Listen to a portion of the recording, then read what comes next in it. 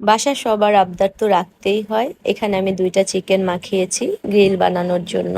সবার আবদার আমার হাতের চিকেন গ্রিল আর নান খাবে, তাই আমিও রেডি করে ফেললাম। আসসালামু আলাইকুম, আই হোপ সবাই ভালো আছো। আজকে আমি গ্রিল চিকেনটা খুবই অল্প কিছু উপকরণ দিয়েই বানিয়েছি। আর তোমরা যারা এটার ফুল রেসিপি চাও, নেক্সটে আমি অবশ্যই নান আর গ্রিলের ফুল রেসিপি শেয়ার করব।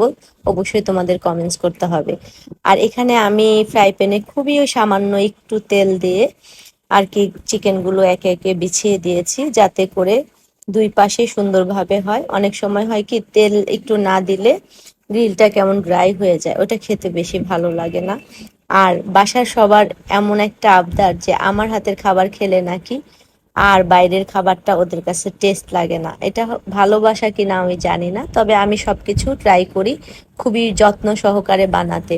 আর এই খাবারটা সবাই এত এনজয় করে খায়, তখন আমার আরো বেশি ভালো লাগে। যেহেতু আমি এখানে বানিয়েছি একটা সালাদ, চিকেন গ্রিল আর মুরগি যে মাখিয়েছিলাম, কিছুটা মশলা যে বেঁচে ছিল ওইটা দিয়ে আমি সুন্দর করে একটা সস বানিয়েছি।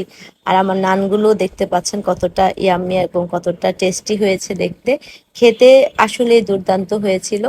বাসায়ও আপনারা চাইলে অল্প কিছু উপকরণ দিয়ে এভাবে আমার মতো নান আর গ্রিল বানাতে পারেন।